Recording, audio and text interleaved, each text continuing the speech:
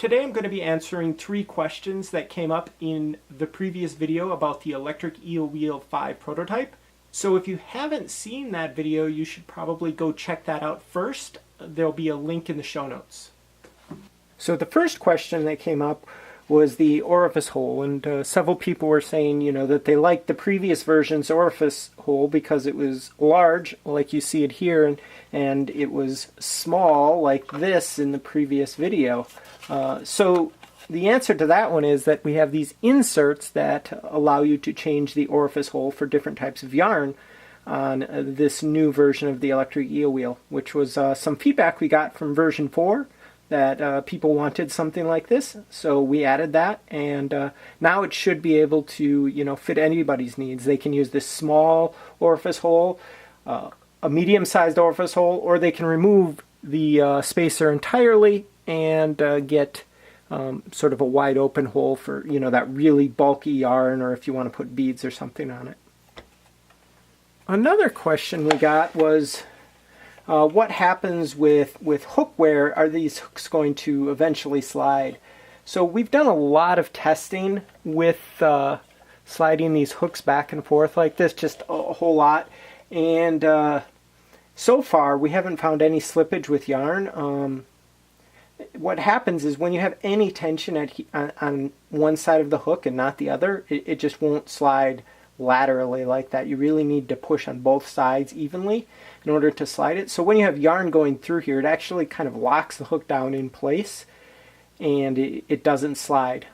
That said, if the hooks do eventually wear out, which I don't think they will, but if they were to, and we're still testing here, there's just a single screw here that you take off and you can replace both of the hooks really easily. So if there's demand, we'll have extra hooks available.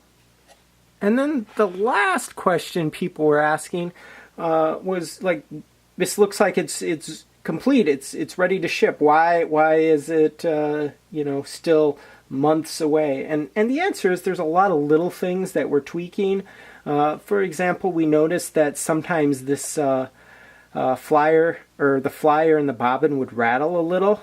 And we're still looking into ways of sort of getting rid of that. One thing that we're doing now is, you can see there's a little, I don't know if you can see it, but there's a little, in this version, so last video there was nothing there, but in this version, yeah, it's not focusing, but there's a little felt washer like this one here, and we kind of inserted that between the bobbin and the flyer, and we adjusted the case width a little bit, and we're trying that. But we have several other ideas on ways of reducing that. We just want to try them all and sort of come up with what we feel is the best solution to that. But it definitely could be this felt washer thing. This is working great. I just had several ideas. This was the easiest to try, but I want to try a few of them and really pick the best solution. There's other things that we're tweaking still, like these little flyer braces. We're trying different types of plastic there. We're doing different types of plastic on the flyer itself. Lots of different experimentation just to make sure that everything is perfect by the time we're ready to start selling these. I think that spending a little time now and getting everything just right is way better than shipping out a product that before it's refined and really perfected. So we're going to spend a little bit more time getting everything right, and when it's ready, we'll definitely let the community know. And if you guys have any other feedback, definitely let us know. We're still really interested in what people have to think. Thanks a lot.